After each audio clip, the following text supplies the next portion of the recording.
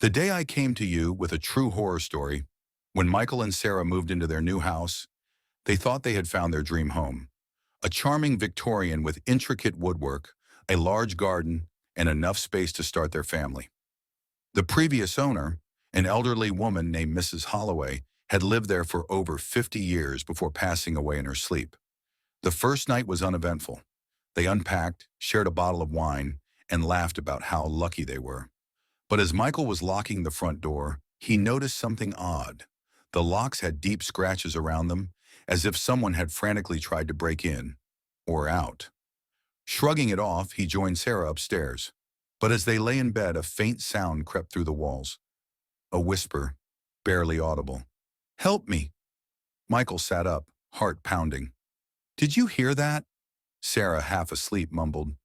"It's an old house. Probably the pipes." But over the next few days, the whispers grew louder. Sometimes they were unintelligible murmurs. Other times, clear voices pleading for help. The sound seemed to move through the walls, traveling from room to room. Michael tried to rationalize it. Old wood settling, echoes from outside. But deep down, he knew something was wrong. Then came the scratches. One morning, Sarah found deep gouges in the wallpaper, as if something with sharp nails had clawed at it.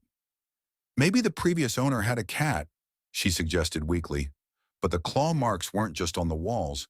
They appeared on the wooden floors, the inside of closet doors, even the headboard of their bed. And then there were the figures. One night, while brushing her teeth, Sarah caught a glimpse of something in the bathroom mirror, a shadow standing just behind her. She spun around, but the bathroom was empty. Then the voices changed. They were no longer begging for help. "Get out!" Michael and Sarah were terrified.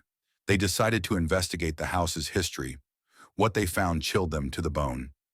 Mrs. Holloway hadn't been just an old woman who passed away peacefully. She had a son who had disappeared when he was 10 years old. The town assumed he had run away, but rumors suggested otherwise. Digging through old newspaper archives, Michael found a police report from 1973. The child was last seen near the house. Neighbors reported hearing cries for help. The mother refused to cooperate. The case remains unsolved. Michael's blood ran cold. They had moved into a house where a child had vanished, and then they found the door. In the basement, behind old crates and dust-covered furniture, Michael noticed something strange. A small wooden door, barely 3 feet high, nailed shut with rusted spikes. Sarah stood behind him, shaking. "We shouldn't open it." Michael hesitated. Every nerve in his body screamed no. But something inside the walls, wanted him to. He pried the nails loose. The door creaked open. A horrible stench filled the basement, rotting, damp, and foul. Inside, they found a tiny bricked-up space. A skeleton lay crumpled in the corner, small, brittle bones, twisted unnaturally. A child's bones. And carved into the wood above it, deep claw marks spelled out a final, desperate message. "Mother did this!" Sarah screamed. The whispers turned into screeches, deafening and furious. The walls trembled, and suddenly, the house seemed to exhale a terrible guttural groan. They ran, out the front door, into the car, and never looked back.